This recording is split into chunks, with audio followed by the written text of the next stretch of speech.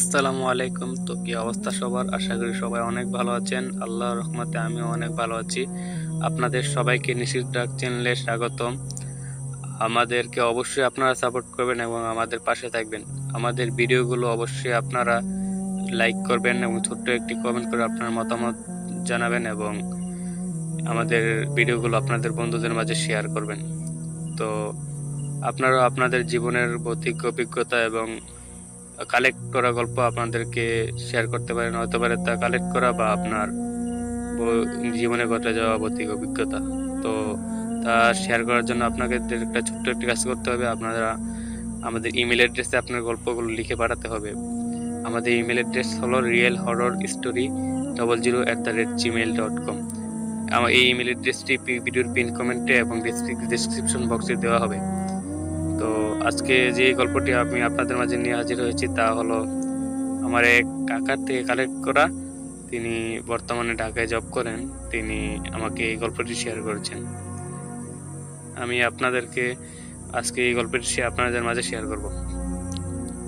তো উনি আমাকে ঠিক যেভাবে বলছেন আমি ঠিক সেইভাবে আপনাদের মাঝে গল্পটি শেয়ার করব। তো শুরু করা যাক। তো আমি এবং আমার বন্ধু, মানে আমি মাহবুব এবং আমার বন্ধু ইয়াসিন প্রতিদিন আমতলায় আম কুড়াতে যাই। তখন গ্রীষ্মকাল, তো কাঁচা আম পরে মাটিতে পড়ে থাকে। আমরা কাঁচা আম তখন করে নিয়ে আসি। তো একদিন আমাদের কথা হলো যে ইয়াসিন আমাকে বললো যে চল কাল একটু তাড়াতাড়ি যাই, আর একটু ভোরে গেলে আমরা আম আরো বেশি হবো, কারণ অনেকেই তো আম করতে যায়, তখন আমরা বেশি আম পাই না। চল আমরা আরেকটু ভোরে গেলে আরো বেশি আম পাবো। তো আমি বললাম আচ্ছা সমস্যা নাই, তুই আমাকে একটা ডাক দিস, আমি আমি না ওই যাবো। তো বললো আচ্ছা সমস্যা নেই, আমি তোকে ডাক দিব। তো ওই দিন যাক কথাবার্তা হলো। তো আমি রাতে ঘুমিয়ে যাই।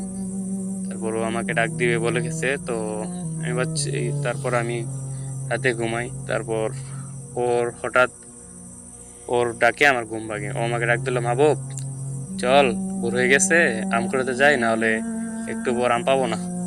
চল আমরা তাড়াতাড়ি গিয়ে আমগুলো করে নিয়ে আসি। আমি আমতলা যাচ্ছি, তুই আয়। তারপর আমি বললাম আচ্ছা তুই যা, আমি আসতেছি।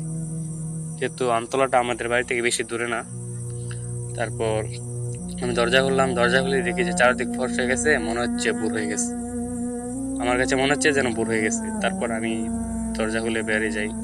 তারপর আমি সোজা আমতলায় যাই। আমতলায় গিয়ে আমি আবার ইয়াসিনকে দেখি না। আমি ভাবছিলাম যে ইয়াসিন অবশ্যই আমার জন্য দাঁড়িয়ে আছে, আমি তাড়াতাড়ি যাই। তারপর আমি গিয়ে দেখি ইয়াসিন নেই। ইয়াসিন কই গেল? আমি ভাবছি হয়তো আমাকে ফেলে চলে গেছে, আম করিয়ে অবশ্য চলে গেছে। তারপর আমি আমতলায় যাই, দেখি যে অনেক অনেক আম পড়ে আছে। মানে আমি একটা ছোট একটা বলতে নিয়ে যাচ্ছি, আমি বলি যে বলতে না হবে না, তো কি আর করার, যা আছে তা নিয়েই যাই। তো পলিথিনে অনেকগুলো ভরার পর দেখি যে না আরো আম পড়ে আছে। তাই আমি ভাবলাম যে যতটুকু হয়েছে চলে যাব। তো আমগুলো কুড়িয়ে নিয়ে আমি হাতে পলিথিনে নিয়ে ফিরবো, এমন সময় দেখি যে চারোদিকে একেবারে অন্ধকার হয়ে গেছে। তাই আমি বললাম কিরে, এতক্ষণ তো ভোর হয়ে গেছিল, তো হঠাৎ করে সব অন্ধকার হয়ে গেল কেন? তারপর আমি তো ভয় পেয়ে যাই। তারপর আমি দৌড়ানোর চেষ্টা করি, আমি একটা দৌড় দিই, দেখছি আমি যে জায়গা থেকে নড়তে পারতেছি না। আমি এক জায়গায় দাঁড়িয়ে আছি, কিন্তু আমি দৌড়ানোর অনেক চেষ্টা করতেছি, কিন্তু আমি জায়গাতে নড়তে পারতেছি না। তারপর আমি আর কি করব, আমি বলে রাখা ভালো অবশ্যই আমি তখন মাদ্রাসাতে পড়তাম, আমি মাদ্রাসার ছাত্র ছিলাম। যে সেহেতু আমি অনেক কিছু, অনেক দোয়া দরুদ জানি। তো আমি দুরূদ শরীফ এবং অনেক সূরা সূরা সূরা কালাম পড়তে শুরু করি। তখন আমি কি আর করবো, আমি অনেক অনেক অনেক ধরনের চেষ্টা করছি, কিন্তু আমি পারতেছি না। তারপর আমি দুরূদ শরীফ পড়ি এবং সূরা কালাম পড়ার পর তারপর আমি দৌড়াতে না পারে আমি মাটিতে পড়ে যাই। পড়ে যাওয়ার পর আমার তো এত চিৎকার করতেছি, মনে হচ্ছে কি আমার চিৎকার শুনতে পাচ্ছে না, অনেক চিৎকার করতেছি। তারপর আমি হাতে ভর করে, হাতের উপর ভর করে শুয়ে শুয়ে আমি সামনে আগে এগিয়ে যাচ্ছি। আমতলার পাশে আমাদের এক প্রতিবেশীর বাড়ি। ও সেই বাড়িতে আমার এক বড় ভাই থাকেন। তারপর আমি কোনো রকমে আমি হাতের উপর ভর করে ওই বাড়ি কোনাতে যাই। তারপর আমি তো চিৎকার করতেছি, আমার চিৎকার কেউ শুনতেছে না। তো ওই বড় ভাই রাতে ওয়াশরুমে যাওয়ার জন্য ঘর থেকে বের হওয়ার পর উনি আরো আস্তে আস্তে কান্নার শব্দ পাচ্ছে।